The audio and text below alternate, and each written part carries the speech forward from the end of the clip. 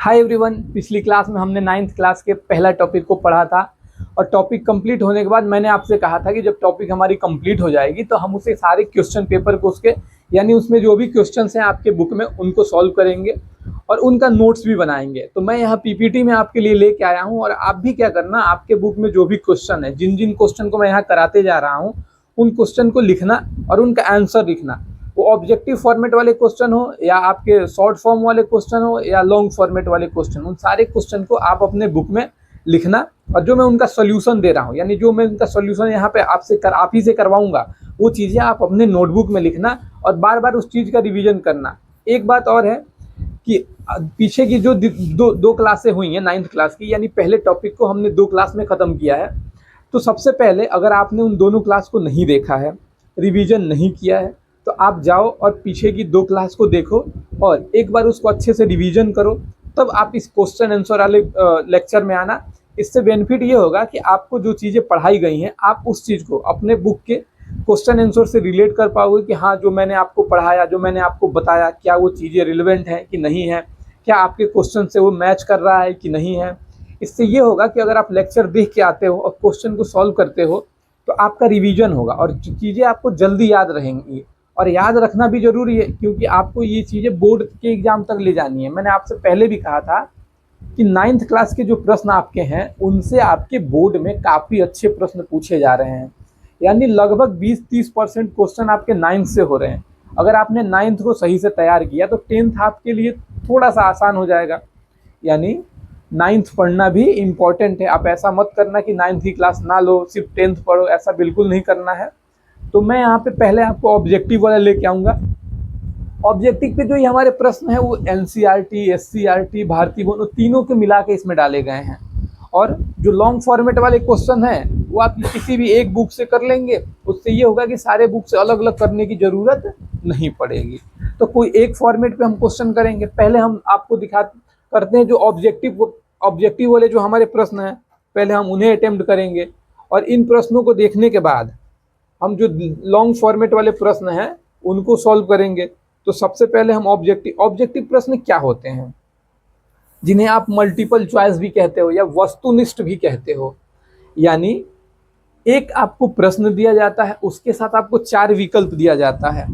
यानी multiple choice का मतलब यही हो गया कि एक प्रश्न होंगे और 4 विकल्प दिए जाएंगे और उन 4 विकल्पों में से कोई एक आपका उत्तर होगा। यानी जो प्रश्न होगा उसका जवाब आपको आपके 2 ऑप्शन दिए गए हैं उत्तर के, उसी में से कोई एक होता है। इसके उत्तर की संख्या 1 से अधिक ऑप्शन इसमें दिए जाने के कारण, विकल्प दिए जाने के कारण इसे मल्टीपल चॉइस क्वेश्चन कहते हैं। और वस्तुनिष्ठ क्वेश्चन इसलिए कहते हैं कि ये जो लाइन होती है ये फिक्स होती है, इसमें आप कोई बदलाव नहीं कर सकते। तो जो ऑप्शन होंगे उसके हिसाब से आपको प्रश्न को अटेम्प्ट करना है। यानी ऑब्जेक्टिव क्वेश्चन हो गए, मल्टीपल चॉइस क्वेश्चन हो गए। तो पहला प्रश्न हमारा ये है कि क्षेत्रफल की दृष्टि से भारत का विश्व में कौन सा स्थान है। मैंने आपको चीज़ें जो पहले पढ़ाई हैं उसमें सारी चीज़ें मैंने आपको तैयार कराई हैं, तो आप उस वीडियो को देखो, नहीं देखे हो तो देखो, तब आके आप इस प्रश्न को अटेम्प्ट करो। तो क्वेश्चन हमारा ये है कि क्षेत्रफल की दृष्टि से भारत का विश्व में कौन सा स्थान है। मैंने आपको लिखाते समय बताया था कि 7वां स्थान है और इससे 6 जो बड़े देश हैं वो कौन कौन से हैं। अब ये आपका काम है कि जो मैंने आपको पढ़ाया है उसमें मैंने ये सारी चीज़ें आपको मेंशन करवाई, लिखाया तक है। तो आप जाओ उस चीज़ को लिखो और देखो और देख के बाकी जो 6 देश हैं उनको लिखो और तब आओ। यानी जो 7वां तो भारत का है, इससे पहले के 6 देश हैं उनको आप अपने नोट्स में लिखो और तब चीज़ें आप अपनी कंप्लीट होंगी आपकी। मैं यहाँ फिर से आपको लिखाने वाला नहीं हूँ। अब देखो अगला, भारत के अक्षांशीय और देशांतरीय विस्तार में लगभग कितने डिग्री का अंतर है। मैंने आपको बताया था कि अगर मान लो ये भारत का ऐसे मैप आप बनाते हो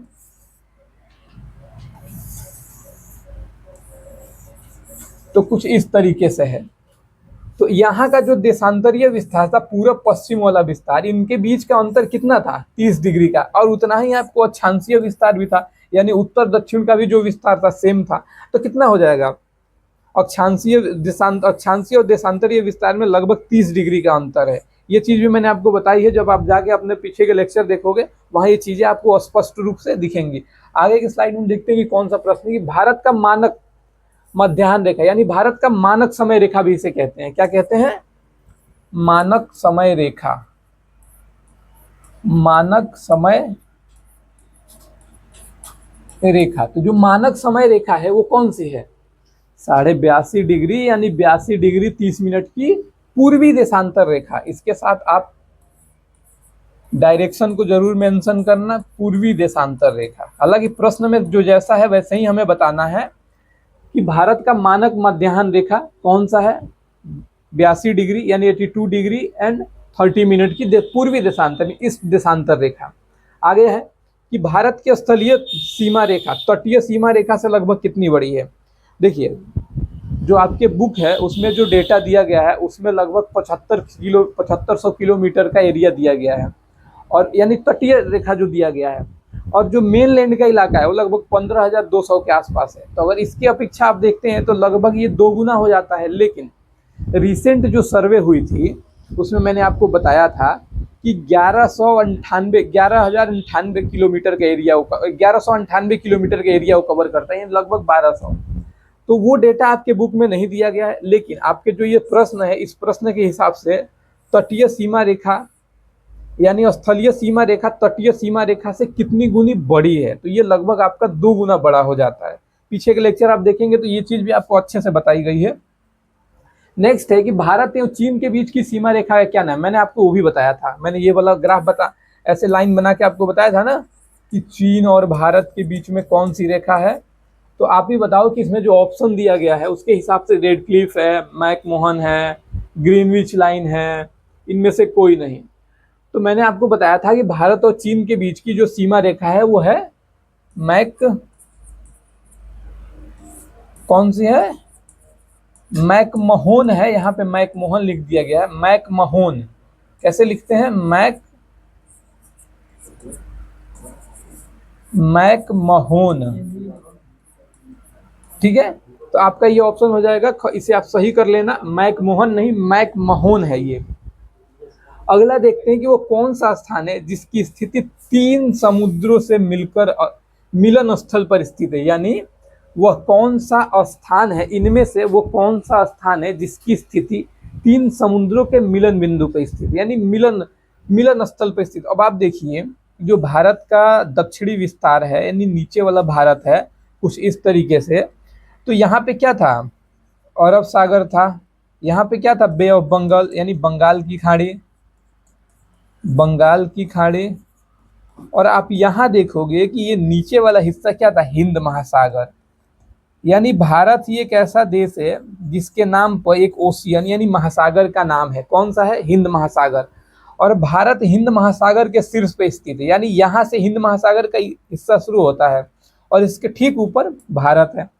यानी भारत का जो ये बिंदु है जहाँ पे कन्याकुमारी है, तमिलनाडु का कन्याकुमारी, और कन्याकुमारी के पास एक जगह है जिसको कहते हैं केप कमोरिन। केप कमोरिन के पास ये कन्याकुमारी के निकट ये जो स्थल है ये तीनों ओर से समुद्रों से घिरा हुआ है, अरब सागर, बंगाल की खाड़ी और हिंद महासागर। तो यहाँ पे आपका जो ऑप्शन है क्या है? कन्याकुमारी। आपको केप कॉमोरिन नहीं देगा क्योंकि वो ज़्यादा डीप वाले प्रश्नों में हो जाते हैं, अभी आपकी उतनी आवश्यकता नहीं है। बस आप इतना जानो कि सबसे निचला हिस्सा जो जहाँ से हमारा मुख्य भूमि शुरू होती है 8 डिग्री 4 अंश से नॉर्थ से, वो है कन्याकुमारी। यानी कन्याकुमारी है जहाँ से तीनों ओर से ये समुद्रों से घिरा है। तो इसका जवाब हो जाएगा हमारा ग, यानी कन्याकुमारी। नेक्स्ट हम देखते हैं कि कर्क रेखा किस राज्य से होकर नहीं गुजरती है। मैंने आपको बताया था कि भारत के मध्य से कर्क रेखा होकर गुजरती है और ये 8 राज्यों से होकर गुजरती है। और कौन कौन से राज्य हैं ये भी हमने डिस्कस किया था, मैंने बताया भी था, लिखाया भी था और मैप पे भी दिखाया था। तो इसमें से आप ये देखेंगे कि जो पूर्व पश्चिम में है गुजरात, यहाँ से तो होके गुजरती ही है, मध्य प्रदेश से भी होके गुजरती है ये, और झारखंड से भी होके गुजरती है। लेकिन प्रश्न ये है कि किस राज्य से होकर नहीं गुजरती है। अब प्रश्न को देखना, ये नहीं कि किस राज्य से गुजरती है और कोई एक सा टिक लगा दो। सबसे पहले आपको ये देखना है कि नहीं पूछ रहा है या वहाँ पे और भी क्या चीज़ें हैं जो कीवर्ड है। तो कीवर्ड पकड़ने से आपके प्रश्न सही होने के चांसेस बढ़ जाते हैं। तो ये महाराष्ट्र है जहाँ से कर्क रेखा नहीं गुजरती है। आपने अपने नोट्स में बनाया होगा। अगर आपने नोट्स पीछे के लेक्चर को देख के, तो उसमें आपने बिल्कुल नाम मैप के साथ सारी चीज़ें मैंने आपको बताई थी। तो इसका जवाब हो जाएगा महाराष्ट्र। कि महाराष्ट्र से कर्क रेखा नहीं गुजरती। और कर्क रेखा कितनी डिग्री वाली है, यहाँ भी मेंशन करना अपने बुक में भी, 23 डिग्री 30 मिनट वाली, यानी 23.5 डिग्री। कौन सी? नॉर्थ अक्षांश रेखा, उत्तरी अक्षांश रेखा। उत्तरी अक्षांश रेखा को कर्क रेखा कहते हैं।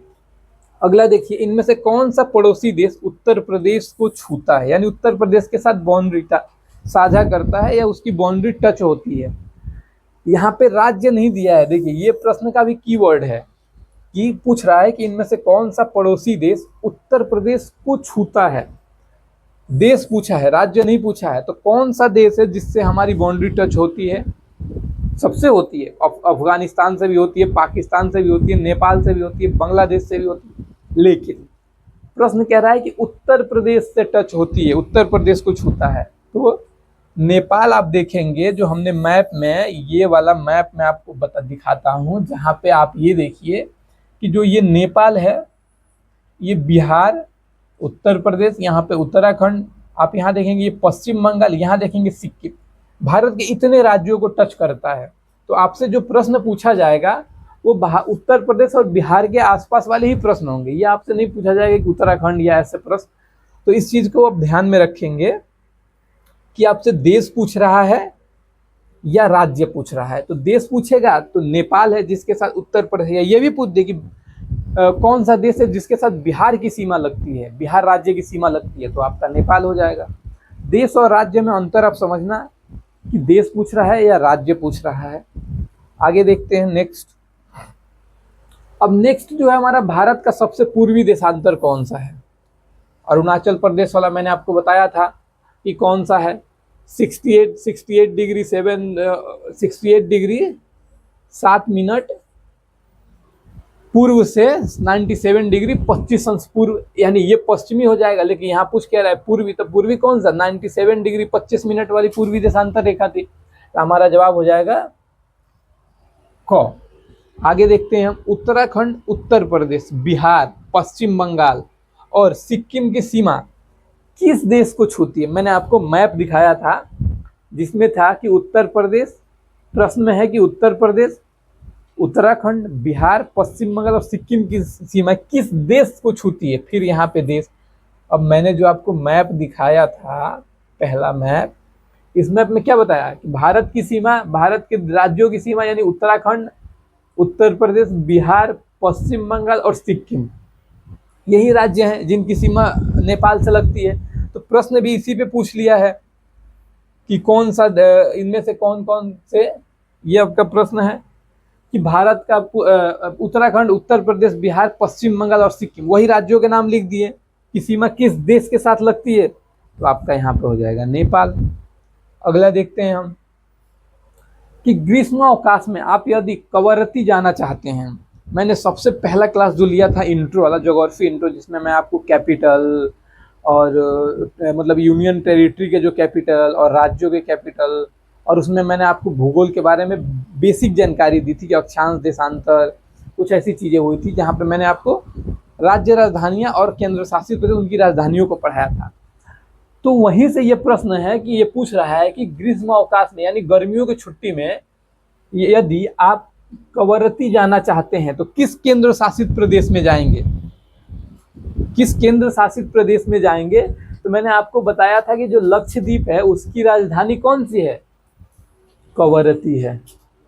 तो लक्षद्वीप की राजधानी कवरत्ती है। लक्षद्वीप एक केंद्र शासित प्रदेश है।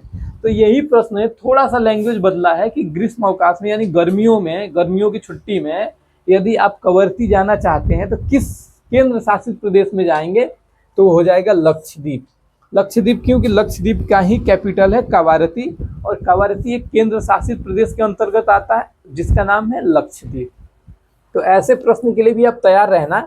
ये एप्लीकेशंस होते हैं, ये बेसिक नहीं होते हैं, यानी जो मेन क्वेश्चन होते हैं ना, उनको तोड़ मरोड़ के, उनकी लैंग्वेज बदल के कुछ एप्लीकेशंस यानी अनुप्रयोग वाले प्रश्न बनाए जाते हैं। तो ये एक अनुप्रयोग, आपके एग्जाम में ऐसे प्रश्न आपको मिलेंगे। इसके लिए आप तैयार रहना कि ऐसे प्रश्न आएंगे। बोर्ड वाले एग्जाम में मिलते हैं बेसिकली ऐसे प्रश्न, तो उसके लिए आप अपने आप को तैयार रखिए शुरू से ही। नेक्स्ट जो है कि मान लीजिए ये भी एप्लीकेशन वाला है, अनुप्रयोग वाले प्रश्न है कि आपने जो बेसिक जानकारी ली उसी आधार पर एक मॉडिफाइड क्वेश्चन आपको दे दिया जाता है कि आप उस क्वेश्चन को कैसे अटेम्प्ट करते हो। तो ये प्रश्न आप देखो, कह रहा है कि मेरे मित्र एक ऐसे देश के निवासी हैं जिस देश की सीमा भारत के साथ नहीं लगती है, तो आप बताइए वह कौन सा देश है। यानी ये कह रहा है कि जो मेरा मित्र है वो एक ऐसे देश का निवासी है जो जिसकी सीमा भारत के साथ नहीं लगती है। तो भारत के पड़ोसी देश कौन कौन से थे? भारत के जो पड़ोसी देश हैं उन्हीं की सीमा तो भारत से लगेगी। यानी अगर आप देखें तो यहाँ पे ये पाकिस्तान है, ये अफगानिस्तान है, यहाँ पे चाइना है, नेपाल है, भूटान है, बांग्लादेश और इधर म्यांमार है। तो ये बताइए अगर इन देशों के अलावा आपका मित्र किसी दूसरी देश का है तो भारत की सीमा उसके साथ नहीं लगेगी। स्पष्ट है एकदम कि सीमा उसी की लगती है जो एकदम हमारा पड़ोसी हो, यानी जस्ट हमारे पास में रहता हो। तो इनमें से कोई भी नहीं होगा, यानी भारत के जो पड़ोसी देश हैं इनमें से तो इसका जवाब कोई नहीं होगा। तो इसका जवाब बेसिकली क्या है जो इसमें दिया हुआ है, मैं आपको दिखाता हूँ। इसमें ऑप्शन में ही सारी चीज़ें दी गई हैं क्योंकि ये ऑब्जेक्टिव है। फिर से एक बार प्रश्न को देखिए, ऐसे प्रश्न पूछे जाएंगे। मेरे मित्र एक ऐसे देश के निवासी हैं, यानी आपका मित्र किसी ऐसे देश का निवासी है जिसकी सीमा भारत से नहीं लगती है। तो अब आप बताइए कि भूटान की सीमा भारत से लगती है। बांग्लादेश ये भी लगती है। नेपाल इसकी भी सीमा भारत से लगती है। अब ये तजाकिस्तान है, इसकी सीमा भारत से नहीं लगती है। जब आप इसका मैप देखोगे तो ये मिड ईस्ट यानी मध्य एशिया में ये स्थित है, जहाँ पे तजाकिस्तान, किर्गिस्तान, उज्बेकिस्तान और अफगानिस्तान से लगे हुए और भी देश हैं वहाँ पे। तो इसकी सीमा भारत से नहीं लगती है।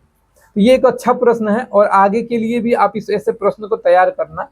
आगे ऐसे प्रश्न आपसे कंपटीशन के लेवल पे भी पूछे जाते हैं। अगर आप किसी एग्जाम का एंट्रेंस देने जाओगे या कोई ऐसे जॉब वाले पेपर हों तो उसमें ये सब चीज़ें प्रश्न आपसे पूछी जाती हैं, जो आपकी किताब में ये प्रश्न दिया गया है, कहीं बाहर से नहीं आया है। अब देखिए, रिक्त स्थानों की पूर्ति करें, fill in the blanks. Fill in the blanks यानी खाली जगह को भरना है। तो ये बताइए, जैसे हमने ऑब्जेक्टिव प्रश्न को देखा था ठीक उसी तरह ये फिलिंग द ब्लैंक्स होते हैं।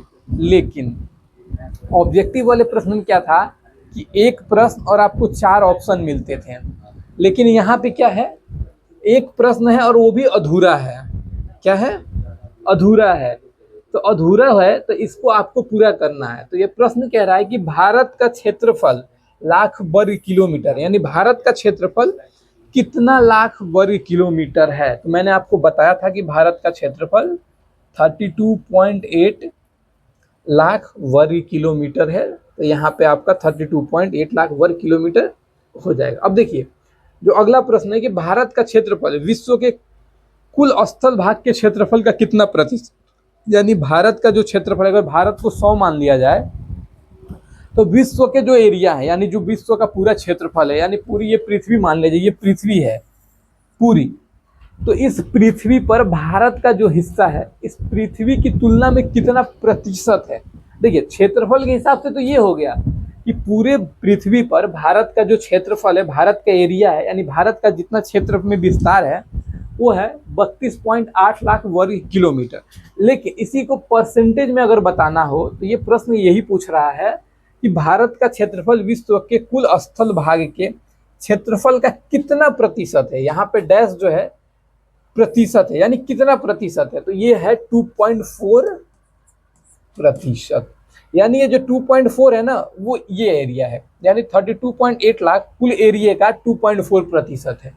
ठीक है, आगे की अब प्रश्न को देखते हैं कि भारत की मुख्य भूमि उत्तर से, यानी भारत की मुख्य भूमि डैश उत्तर से डैश उत्तर अक्षांश तक है, यानी भारत की मुख्य भूमि का विस्तार उत्तर में कितने डिग्री से उत्तर में कितने डिग्री तक है। तो यहाँ पे मुख्य भूमि पूछ रहा है। अगर जनरल पूछता कि भारत का भूमि का विस्तार, तो फिर आप बताते कि जो द्वीप वाले इलाके हैं, यानी भारत में जो आपने राइट साइड में देखा था नीचे अंडमान निकोबार, तो अंडमान निकोबार में जो एक द्वीप था हमारा निकोबार, उस निकोबार में हमारा इंदिरा पॉइंट था। वो इंदिरा पॉइंट जहाँ से भारत की स्थलीय सीमा यानी भारत की भूमि शुरू होती है, यानी भारत का क्षेत्र शुरू होता है, और वो कितने डिग्री पे था? 6 डिग्री 4 मिनट नॉर्थ अक्षांश पे था, यानी उत्तरी अक्षांश पे था। तो यहाँ पे मुख्य भूमि पूछ रहा है, तो मुख्य भूमि कहाँ से था? 8 डिग्री 4 मिनट से 37 डिग्री 6 मिनट नॉर्थ अक्षांश तक। देखिए, इसका जवाब आपकी किताब में भी दिया हुआ है, लेकिन मेरे बताने का मकसद यही है कि मैं आपको चीज़ों को थोड़े प्रैक्टिकल तरीके से समझा पाऊँ। आप वहाँ से भी देख के याद कर लो, लेकिन आप कितनी देर तक इस नंबर को याद करके रहोगे? भूल जाओगे। तो मेरे बताने का मतलब यही था कि जब मैं आपको वीडियो में मैप के थ्रू लाइन दे के एक एक चीज़ें बता रहा था, तो यही था कि आप इसको याद करने से बचो। क्योंकि दिमाग में अगर आपके आएगा कि इंदिरा कॉल, तो इंदिरा कॉल आप समझ जाओगे कि नॉर्थ में है कि साउथ में है, कहाँ पे है, और भारत का उत्तरतम दक्षिणतम बिंदु आप वहाँ से समझ जाओगे।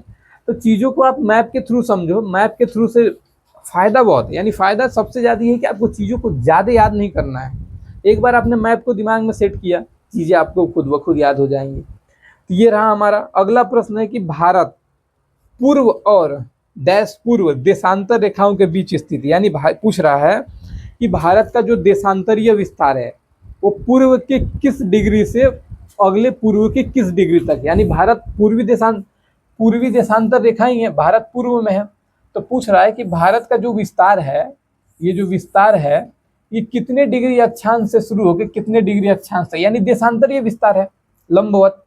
तो यही आपको बताना है कि भारत का पूर्व यानी 68 डिग्री 7 मिनट पूर्व से 97 डिग्री 25 मिनट पूर्व देशांतर रेखा के बीच स्थित, ये देशांतरीय विस्तार है इतना। और यही आपसे पूछ रहा है, जो मैंने आपको पहले भी बताया है मैप के थ्रू सारी चीज़ें। फिर से मैं वही बात कह रहा हूँ कि अगर आप नोटबुक से अपने लिख लो, रट्टा मार लो, तो लंबे समय तक तो आप उसे रट्टा मार के रखोगे नहीं। तो मैप के थ्रू मेरा कराने का यही मकसद था कि आपको चीज़ें समझ में आए कि आखिर देशांतरीय विस्तार होता क्या है। अगर आप देशांतरीय विस्तार भी समझ जाते हो और इसमें से थोड़ा भी आपको 68 या 97 भी याद है, तो आप समझ जाओगे कि कितना विस्तार है। 68 के साथ आपको बहुत ज़्यादा नियर वाले आंसर नहीं होते हैं, मतलब 68 होगा, 70 होगा, ऐसे ऑप्शन आपको मिलेंगे अगर ऑब्जेक्टिव में आता है। और फिल इन द ब्लैंक्स में आपके क्वेश्चन नहीं आते हैं बोर्ड में, केवल ऑब्जेक्टिव फॉर्मेट में आते हैं। तो इसका कराने का यही मकसद है कि आप बिना ऑप्शन वाले प्रश्न को भी तैयार रखो, ताकि आपकी समझ विकसित हो। आगे का जो प्रश्न है हमारा, ये कह रहा है कि डैश की खाड़ी भारत को श्रीलंका से अलग करती है, यानी पूछ रहा है कि वो कौन सी खाड़ी है जो भारत को श्रीलंका से अलग करती है। मैंने आपको भारत के साथ श्रीलंका का मैप बताया था कि श्रीलंका कुछ इस तरीके से यहाँ पे है। तो यहाँ पे क्या था, मन्नार की खाड़ी, और इधर पाक की खाड़ी और पाक जल संधि यहाँ पे थी। तो कह रहा है कि भारत की खाड़ी भारत को श्रीलंका से अलग करती है, तो यानी मन्नार की खाड़ी, यहाँ पे मन्नार की खाड़ी भारत को श्रीलंका से अलग करती है। ये हमारा हो गया आपका रिक्त स्थान वाले प्रश्न। अभी इसमें 2-3 प्रश्न और बचे हैं। तो देखिए, भारत की स्थिति एशिया के किस भाग में स्थित है? जब मैं आपको पहला ही वीडियो बता रहा था उसमें मैं मैप लिया था, तो मैं बता रहा था कि भारत की स्थिति एशिया के दक्षिणी हिस्से में है, लेकिन दक्षिणी के साथ साथ ये पूर्वी हिस्सा भी है। यानी अगर आप मैप देखें तो भारत यहाँ पे स्थित है, तो इसके इधर भी एशिया है और यहाँ एशिया खत्म हो जा रहा है, और ये आपका पूर्व एशिया है कुछ यहाँ तक, फिर यहाँ पे ऑस्ट्रेलिया है। तो देखिए, एशिया का सबसे दक्षिणी विस्तार और दक्षिणी के साथ साथ पूर्वी विस्तार है।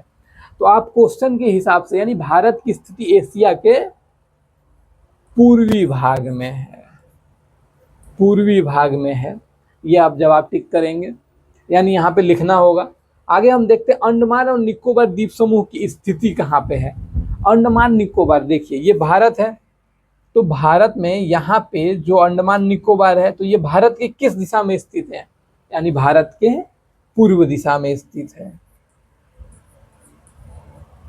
पूर्व दिशा में।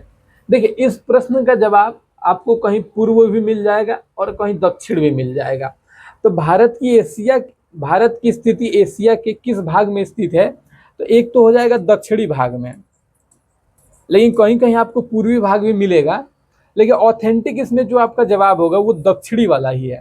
अगर आपसे प्रश्न कभी पूछा जाए तो आप ये बताना कि भारत की स्थिति एशिया के दक्षिणी हिस्से में है। ठीक है, एक पूर्वी दिशा भी हो गई। अंडमान निकोबार कहाँ पे स्थित है? अब आपसे अगर ये पूछ दे कि अंडमान निकोबार किस किस सागर में स्थित है, यानी किस खाड़ी में स्थित है, तो बंगाल की खाड़ी में स्थित है। अगर आपसे और अरब सागर ऑप्शन दे तो अरब सागर गलत हो जाएगा, यानी भारत बंगाल की अंडमान निकोबार बंगाल की खाड़ी में स्थित है। आगे देखिए, डैश रेखा को भारत को दो समान, यानी देखिए इस प्रश्न का मतलब यही है कि कौन सी रेखा है जो भारत को दो समान भागों में बांटती है। यहाँ पे डैश लगा दिया है और आपको वहां पे भरना है कि कौन सी रेखा भारत को दो समान भागों में बांटती है। अब देखिए, कर्क रेखा जो थी, कर्क रेखा जो आपको मैंने बताई थी, तो कर्क रेखा भारत को बीचों बीच से डिवाइड कर रही थी, यानी भारत के बीचों बीच से ये गुजरती है, तो भारत को लगभग दो बराबर हिस्सों में बांटती है। तो यहाँ पे प्रश्न यही है कि डैश रेखा यानी कौन सी रेखा भारत को दो समान भागों में बांटती है। तो ये आपका हो जाएगा कर्क, ट्रॉपिक ऑफ कैंसर, यानी कर्क रेखा। अब देखिए, भारत के उत्तरी और दक्षिणी सिरों के बीच कितने किलोमीटर की दूरी है। अब देखिए, आपसे ये दूरी पूछ रहा है, उत्तर और दक्षिण। तो उत्तर और दक्षिण की जो दूरी है, देखिए इसको याद करने का एक सामान सा तरीका है 3214, यानी पहले 3 से 1 तक आप उल्टा लिख दो और फिर 3 के बाद क्या आता है, 4 आता है, उसे लास्ट में लिख दो। यानी भारत की उत्तर से दक्षिण की जो दूरी है 3214 है, यानी 3214 किलोमीटर है, और ये पूरे पश्चिम की अपेक्षा अधिक है। अगर आपसे यही प्रश्न पूछ दे कि भारत के पूरे पश्चिम विस्तार, पूर्व पश्चिम के सिरों के बीच की दूरी कितनी है, यानी पूरब पश्चिम के, तो यहाँ पे हो जाएगा 2933। लेकिन ये आपसे पूछ रहा है कि उत्तरी और दक्षिणी सिरों के बीच कितनी डिस्टेंस की दूरी है, तो इसे आप रखना 3214, यानी 3214 किलोमीटर। आगे देखते हैं नेक्स्ट।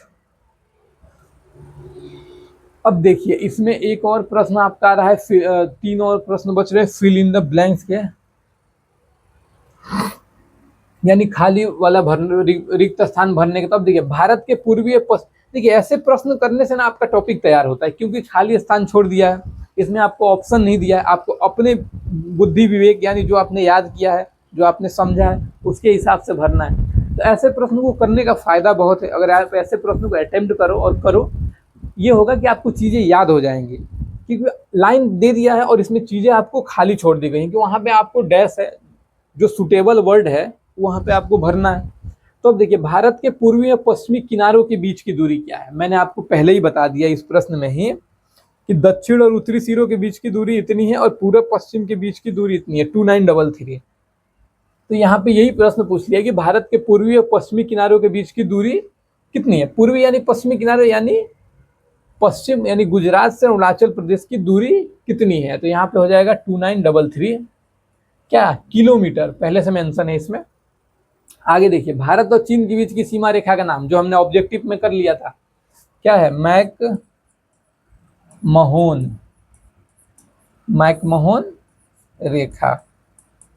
आगे देखिए, भारत के कुल राज्य और कितने, पहला ही वीडियो जो ज्योग्राफी का पहला वीडियो था जिसमें मैंने राज्य आपको और केंद्र शासित प्रदेश कितने हैं, उनकी राजधानियां सब बताया था, उसमें से ये प्रश्न है कि भारत में कुल कितने राज्य हैं। तब 28 राज्य और 8 केंद्र शासित प्रदेश हैं, और मैंने इनको आपको कैपिटल यानी राजधानियों को भी लिखाया था और बोला था कि आप याद करना, ऐसे ऑब्जेक्टिव प्रश्न आपको मिल सकते हैं बोर्ड वाले एग्जाम में।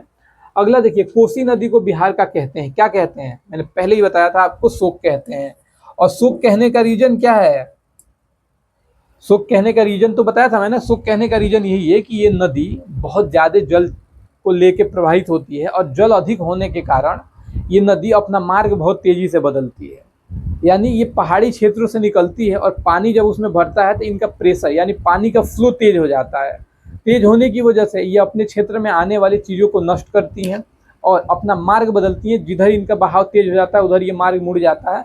और बिहार के लगभग, यानी बिहार के अगर आप हिस्से को देखेंगे कुछ इस तरीके से, ये बिहार का, तो बिहार के जो ये वाला हिस्सा है, ये वाला, यानी यहाँ से गंगा नदी ऐसे जा रही है, तो जो बिहार का ये वाला हिस्सा है, उत्तरी हिस्सा जो नेपाल से टच करता है, इसमें के ज्यादातर जिले बाढ़ से प्रभावित होते हैं। और वो नदी कौन सी नदी है जो कारण बनती है? आपकी कोसी नदी है। तो आपका प्रश्न ये कह रहा है कि कोसी नदी को बिहार का शोक कहते हैं, जो हिमालय के पर्वत से निकलती है। हिमालय के कौन से पर्वत से निकलती है? माउंट एवरेस्ट से। माउंट एवरेस्ट से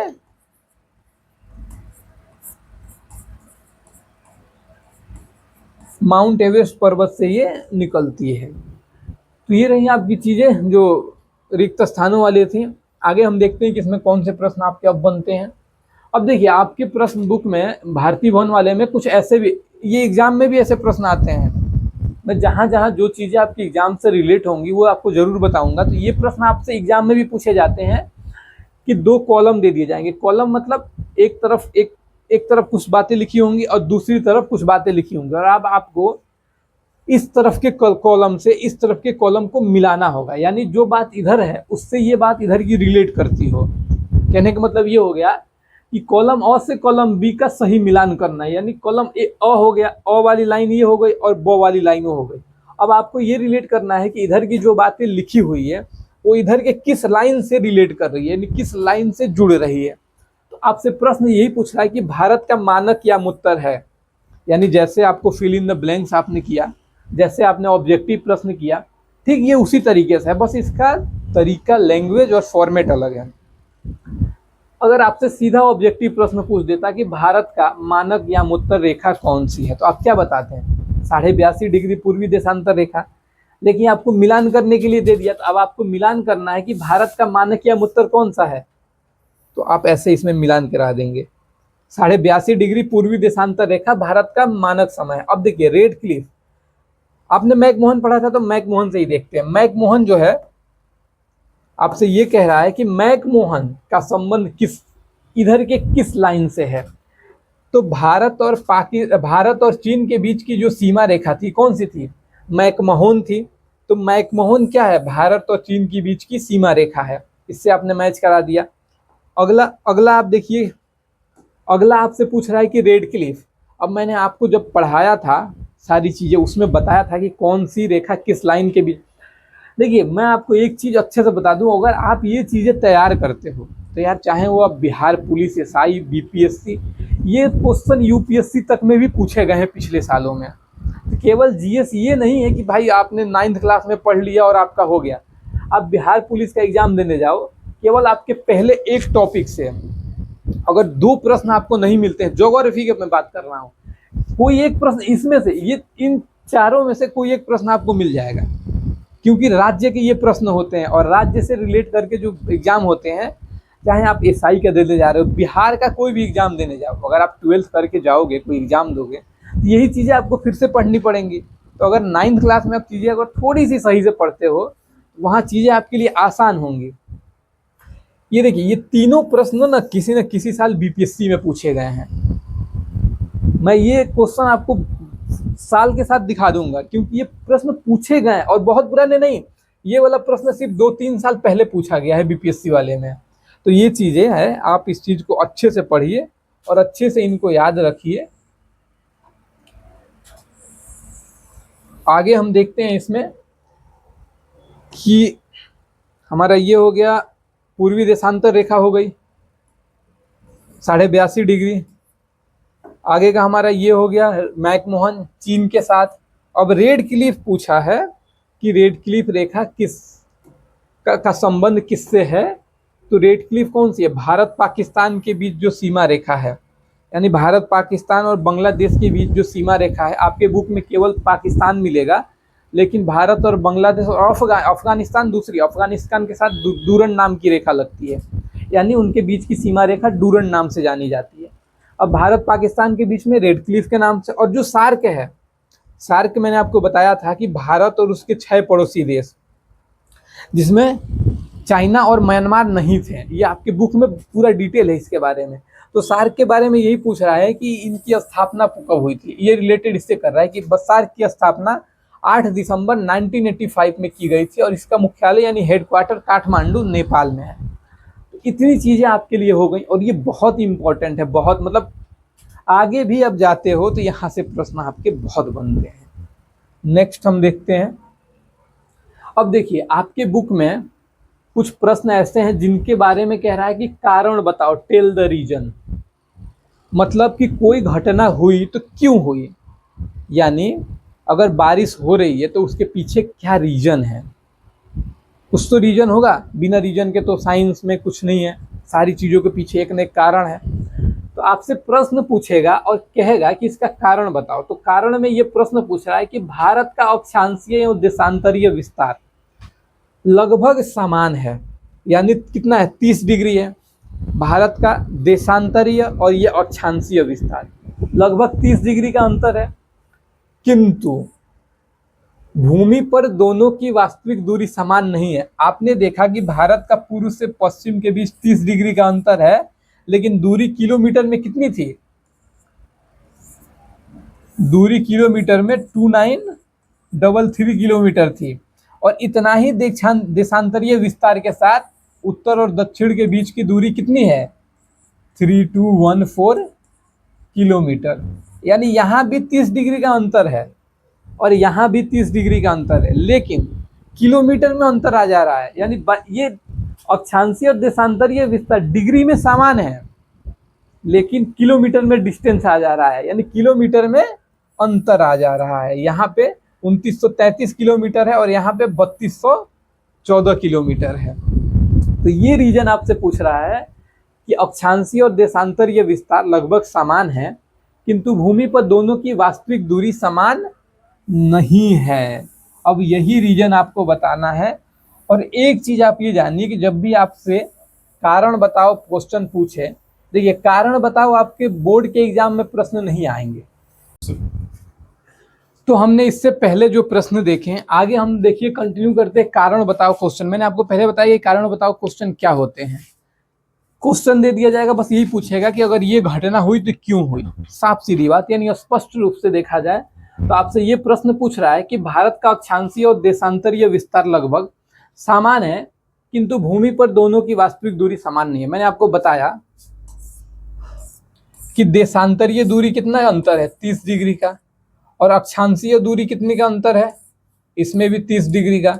लेकिन जो देशांतरीय यानी जो अक्षांशीय विस्तार है ये कितना है, ऊपर से नीचे वाला विस्तार आप देखिए तो ये 3214 किलोमीटर है, 3214 किलोमीटर है। और जो देशांतरीय विस्तार है, जो देशांतरीय विस्तार की दूरी है ये है 2933 किलोमीटर। यानी बस हमें यही बताना है कि भारत का अक्षांशीय एवं देशांतरीय विस्तार लगभग समान है, 30 डिग्री है, किंतु भूमि पर दोनों की वास्तविक दूरी समान नहीं है। तो इस प्रश्न को लिखने का क्या तरीका होगा, आइए मैं आपको बताता हूं। देखिए सबसे पहले जब आप इस प्रश्न को लिखेंगे तो इसमें आप यही बताएंगे कि अक्षांशीय दूरी लगभग दूरी समान है। तो आप ये बताएंगे कि भारत का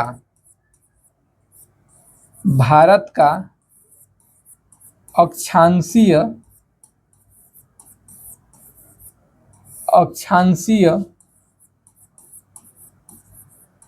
विस्तार 6 डिग्री 4 अंश से 6 डिग्री 4 अंश उत्तर से 37 डिग्री 6 मिनट 37 डिग्री 6 मिनट उत्तर तक है, उत्तर तक है। फिर आगे आप क्या बताएंगे कि भारत का देशांतरीय विस्तार, भारत का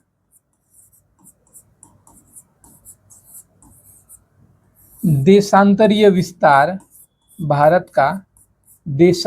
विस्तार 68 डिग्री 7 मिनट पूर्वी देशांतर रेखा से यानी पूर्व से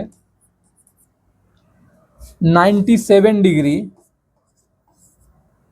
25 मिनट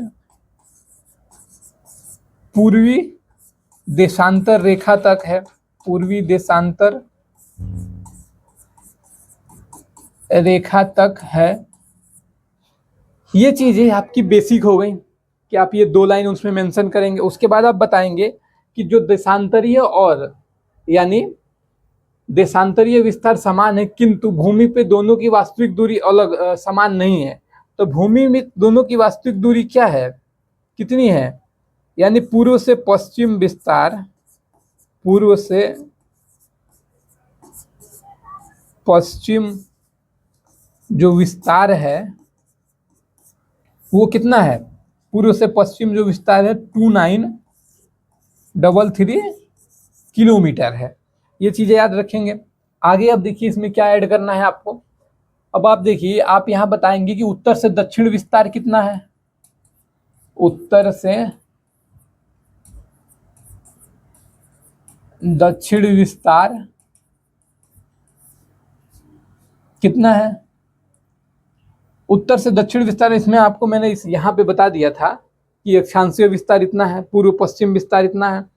उत्तर से दक्षिण वाला जो विस्तार है, उत्तर से जो दक्षिण वाला आपका ये विस्तार है, ये कितना है 3214 किलोमीटर, 3214 किलोमीटर। आपका प्रश्न यही बातें कह रहा है जो मैंने आपको लिखाया हूं। तो ये चीजों के अलावा अब आपसे ये पूछ रहा है कि ऐसा है तो क्यों है। तो ऐसा है क्यों है, तो आप ये बताइए। आप मैप के सहारे देखिए कि देखिए ये मैप हो गई, ये पृथ्वी हो गई, और पृथ्वी पर ये अक्षांश रेखाएं हो गई।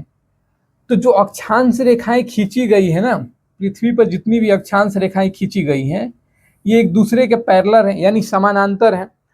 और सभी अक्षांश रेखाओं के बीच की जो दूरी है वो एक समान है, यानी लगभग 111 किलोमीटर।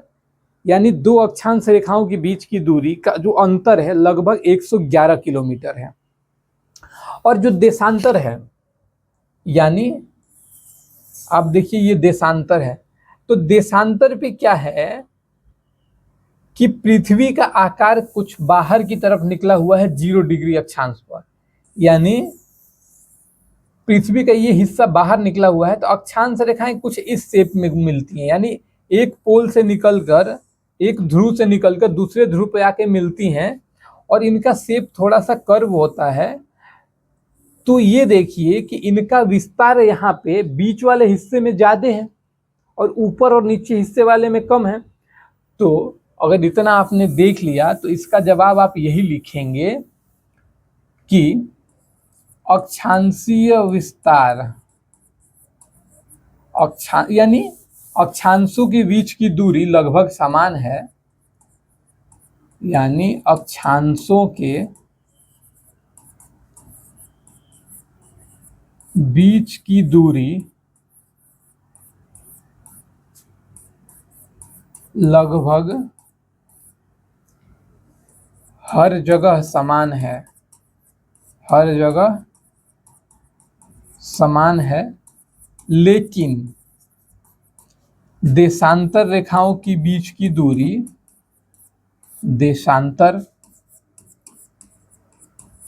रेखाओं के बीच की दूरी, देशांतर रेखाओं के बीच की दूरी सभी जगह समान नहीं है। दूरी सभी जगह समान नहीं है, और यही कारण है कि अक्षांश और देशांतर रेखाओं के बीच का विस्तार समान होने के कारण ही, समान विस्तार होने के बाद भी उनके बीच की दूरी जो है वो ज्यादा और कम है। तो आपके इस प्रश्न का जवाब इतना है। आगे के हम प्रश्न को देखते हैं। क्या देखिए, भारत के अरुणाचल प्रदेश के निवासी, सौराष्ट्र के निवासी, सौराष्ट्र कहाँ पड़ता है, गुजरात में, ये आपका पड़ता है गुजरात में। तो गुजरात यानी सौराष्ट्र के निवासी की तुलना में, यानी भारत के अरुणाचल प्रदेश के निवासी सौराष्ट्र के निवासी की तुलना में सूर्योदय होने से 2 घंटा पहले उठ जाते हैं। जब मैं आपको क्लास में पढ़ा रहा था तो मैंने आपको बताया था कि दोनों के बीच की दूरी 30 डिग्री है, यानी अरुणाचल प्रदेश और गुजरात के बीच की दूरी, अक्षांशीय दूरी और देशांतरीय दूरी दोनों, यानी देशांतरीय दूरी में 30 डिग्री का अंतर है।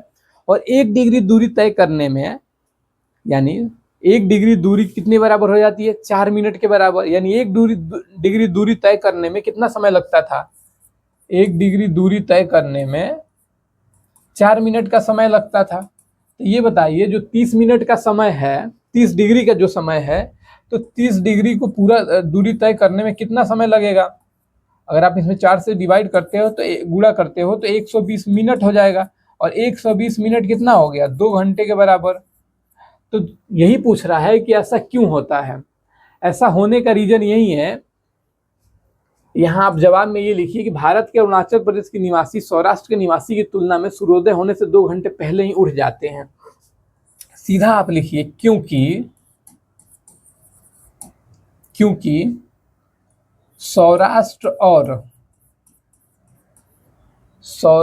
और अरुणाचल प्रदेश के बीच, सौराष्ट्र और अरुणाचल प्रदेश के बीच, अरुणाचल प्रदेश के बीच देशांतरीय विस्तार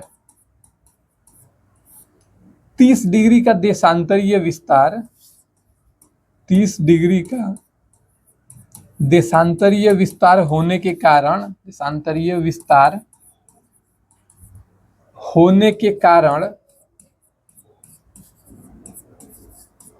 के कारण सौराष्ट्र के निवासी की तुलना में, यानी अरुणाचल प्रदेश की तुलना में 30 डिग्री विस्तार होने के बीच के 30 डिग्री का विस्तार होने के कारण अरुणाचल प्रदेश की तुलना में, अरुणाचल प्रदेश की तुलना में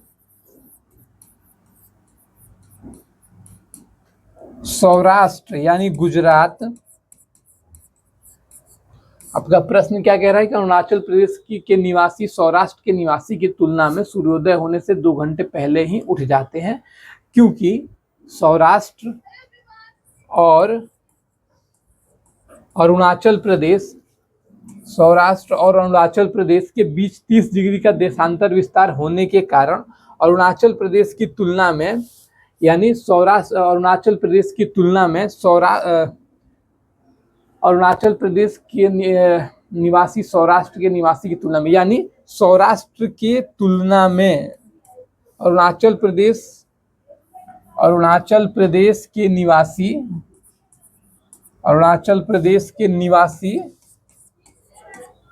सौराष्ट्र की तुलना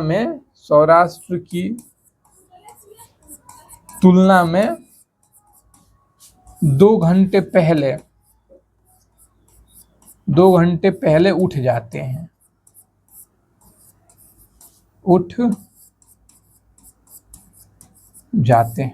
और ऐसा क्यों होता है, आप ये चीजें साइड में जो मैंने मेंशन की है इसे लिख लेना।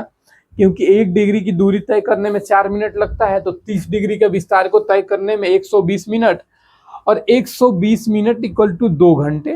तो रीजन यही है कि दूरी का विस्तार 30 डिग्री है, और 30 डिग्री को पूरा करने में सूर्य को 2 घंटे लगते हैं। तो 2 घंटे पहले तो अरुणाचल प्रदेश के लोग उठ जाते हैं, और सूर्योदय सौराष्ट्र में अरुणाचल की तुलना में 2 घंटे बाद में होता है। तो इसका आपका ये जवाब ये है। अगर यहाँ पे आपको कोई ऐसा डाउट लग रहा है तो जो मैंने क्लासें पढ़ाई हैं उसमें सारी चीज़ें हैं, तो वहाँ आप इस चीज़ को समझ लेना। नेक्स्ट जो क्वेश्चन है हमारा वो है कि भारत के जम्मू कश्मीर राज्य में जाड़े की ऋतु में लोग गर्म कपड़े पहनते हैं, लिपटे रहते हैं यानी पहनते हैं, और दक्षिण राज्य के निवासी खुले बदन एवं लुंगी में घूमते हैं। अब आपका प्रश्न यही है कि दक्षिण के लोग लुंगी में क्यों घूमते हैं ठंडियों में भी। देखिए, जम्मू कश्मीर और दक्षिण के राज्य, यानी अगर आप केवल मैप पे देखते हैं, यानी यहाँ बात हो रही है कि जो दक्षिण के राज्य हैं, लगभग यहाँ ये 22 डिग्री से नीचे का विस्तार ये दक्षिण हिस्से में आ जाता है। तो यहाँ पे जो ये दक्षिण के लोग हैं, दक्षिण के लोग सब मतलब हो जाता है कि मान लीजिए तमिलनाडु या केरल के लोग, यहाँ के लोग, तो देखिए यहाँ से और यहाँ के बीच में देशांतरीय विस्तार कितना है, लगभग 30 डिग्री का यहाँ पे भी है। तो एक बात बताइए, जब सूर्य की किरणें, जब हमारे यहाँ ठंडी पड़ती है जाड़े के समय में, सूर्य की किरणें यानी सूरज साउथ में चला जाता है मकर रेखा पर, यानी अब नवंबर दिसंबर जनवरी फरवरी तक हमारे यहाँ ठंड पड़ती है। तो जब यहाँ हमारे यहाँ ठंड पड़ती है, यानी सूर्य उत्तर दिशा में ना होकर इसका दक्षिणायन हो जाता है, यानी ये नॉर्थ साउदर्न हेमिस्फीयर में चला जाता है, और वहां पे एक कर्क रेखा है जो मैंने आपको 23.5 डिग्री देशांत अक्षांश रेखा बताते समय बताया था कि जो कर्क रेखा है वो 23.5 डिग्री दक्षिणी अक्षांश रेखा है। तो सूर्य की स्थिति अगर दक्षिण में चली जाती है, अगर केवल आप ये देखिए, ये 0 डिग्री हो गया, ये 23.5 डिग्री कर्क और ये 23.5 डिग्री मकर, तो जो ये मकर रेखा है यानी सूर्य इसके इर्द गिर्द ही रहेगा, यानी सूर्य 23.5 नॉर्थ से 23.5 दक्षिण के बीच में ही लंबवत पड़ता है किसी भी अक्षांश पे। तो जब सूर्य की स्थिति यहाँ पे होगी तो सूर्य यहाँ से जब सूर्य की रोशनी पड़ेगी तो सूर्य की रोशनी तिरछी पड़ेगी यहाँ पे, तो तिरछे होने के कारण सूर्य की मात्रा की प्राप्ति उन क्षेत्रों में नहीं हो पाती है जहां सूर्य, यानी एक चीज ये देखिए कि जब अक्षांशीय विस्तार की ओर बढ़ते हैं, हम अक्षांशीय विस्तार की ओर बढ़ते हैं तो सूर्य की मात्रा में कमी आती है। कमी आने का रीजन क्या है कि सूर्य कर्क रेखा तक ही लंबवत पड़ता है, इससे आगे ये क्रॉस नहीं करता है, लंबवत नहीं होता है। इससे आगे जो सूर्य की रोशनी जाती है वो तिरछी जाती है, यानी कुछ एंगल बनता है, जिसे एंगल ऑफ इंसिडेंस आप कहते हैं, आपतन कोण।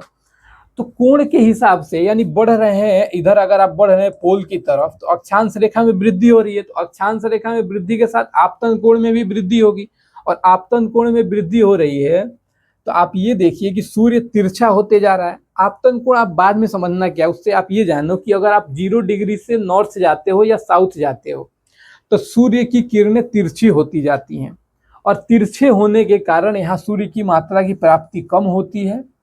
तो सूर्य की मात्रा की प्राप्ति कम होने से वहां पे तापमान भी कम होता है। तो आपका प्रश्न यही कह रहा है कि साउथ के, यानी जो दक्षिण भारत के लोग हैं वो लुंगी में रहते हैं, लेकिन यहाँ पे कश्मीर के लोग जाड़े में, मतलब समय उसी सेम समय में ऊनी कपड़े पहने रहते हैं। तो रीजन यही है कि अक्षांशीय विस्तार, यानी मैं आपको प्रश्न दिखाता हूं क्या है इसमें, कि जब अक्षांशीय विस्तार का ही ये अक्षांशीय विस्तार हमारा 30 डिग्री का अंतर है, तो प्रश्न यही पूछ रहा है कि जम्मू कश्मीर में जाड़े की तुलना में जहां लोग गर्म कपड़े में लिपटे रहते हैं, वहीं दक्षिणी के राज्य के निवासी खुले बदन एवं लुंगी में रहते हैं। तो इसका आप जवाब यही लिखना कि भारत का अक्षांशीय विस्तार, भारत का अक्षांशीय विस्तार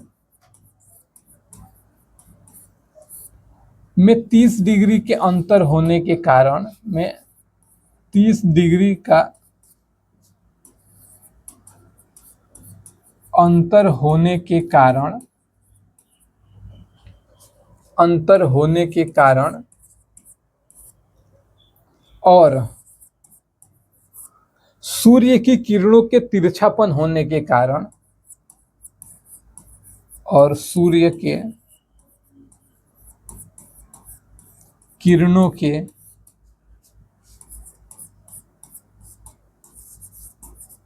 तिरछापन होने के कारण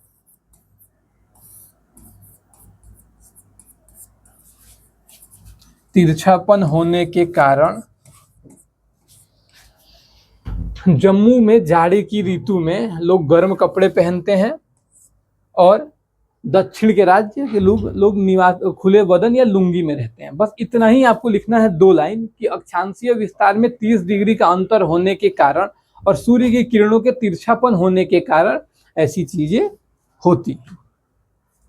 नेक्स्ट जो प्रश्न है हमारा वो देखते हैं कि भारत की तटीय सीमा रेखा काफी लंबी है, क्यों? देखिए, ये नीचे का भारत हो गया, यानी दक्षिण का भारत हो गया।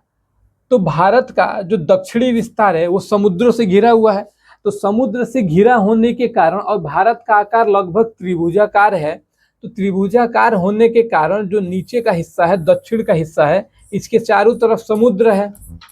तो समुद्र होगा तो जितने भी ये एरिया कवर करेगा, यानी ये तटीय रेखा इसकी लंबी हो जाएगी। तो आप बस यहाँ पे अपने प्रश्न में ये लिखो कि भारत का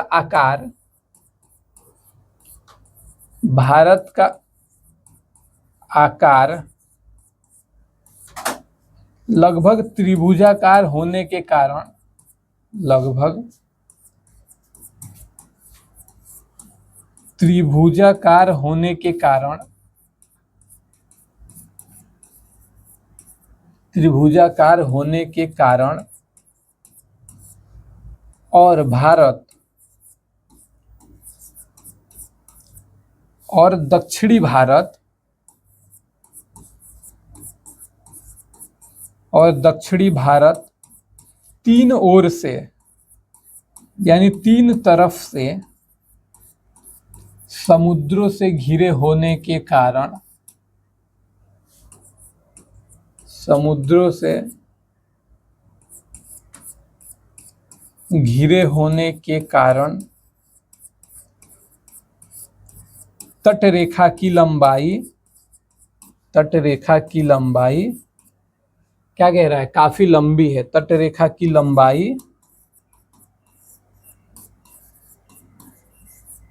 काफी लंबी है। तो इस प्रश्न का जवाब 2-3 लाइन में ही आपको लिखना है, इससे ज्यादा लाइन में आपको जवाब नहीं देना है कि भारत की तटीय सीमा रेखा काफी लंबी है, और है तो क्यों है। तो भारत का आकार लगभग त्रिभुजाकार होने के कारण और दक्षिणी भारत तीन तरफ समुद्रों से घिरा होने के कारण तटरेखा की लंबाई काफी लंबी है। तो इसको आप लिखेंगे और याद भी रखेंगे, क्योंकि इस लिखाने के बाद, ये प्रश्न होने के बाद फिर से हम इस टॉपिक पे दोबारा तो आएंगे नहीं, क्योंकि आगे के टॉपिक को पढ़ेंगे। तो आगे के टॉपिक पढ़ने से पहले पीछे का आपका सारे टॉपिक तैयार होने चाहिए, रिवीजन होने चाहिए। आगे देखिए, आप लघु उत्तरीय प्रश्न है। तो हमने जो प्रश्न किया इसके पहले, यानी जो कारण बताओ के जितने भी हमने प्रश्न किया वो कंप्लीट हो गए। आगे आपका बचता है लघु उत्तरीय प्रश्न, दीर्घ उत्तरीय प्रश्न। इस प्रश्न को, जो प्रश्न आपके बच रहे हैं उसे हम आगे के लेक्चर में करेंगे। अभी तक जितने प्रश्न आपको कराए गए हैं और अभी तक जितने लेक्चर आपको 9th क्लास के दिए गए हैं, आप उनका रिवीजन करो, प्रश्न को करो और प्रश्न को अपने हिसाब से लिखने की कोशिश करो। मैं आपको रटवा दूंगा, लिखवा दूंगा, नोट्स में ये धरी धराई चीज़ें हो जाएंगी। अगर आप अपने हिसाब से करते हो तो जरूरी नहीं है कि मेरे ही वर्ड आप लिखो अपने प्रश्न में, आप अपने हिसाब से भी वर्ड बना के, शब्द बना के लिख सकते हो। यानी उसमें जो मैटर पूछ रहा है, यानी जो प्रश्न पूछ रहा है, अगर उसके आप इर्द गिर्द अपने जवाब को देते हो, चाहे शब्द जैसे भी आप यूज करो, तो आपका सही माना जाएगा। तो आप क्वेश्चन को अपने हिसाब से लिखने की कोशिश करो, ताकि इससे हो कि आपको लिखने की एक आदत विकसित हो, और जब आप बोर्ड के पेपर में जाओ तो आपको दिक्कत ना हो। तो इस वीडियो में इतना ही रखते हैं। आगे की वीडियो में हम मिलेंगे, जो बाकी के इसके प्रश्न बचते हैं उसके लिए नेक्स्ट वीडियो में। इसके लिए थैंक यू। जितना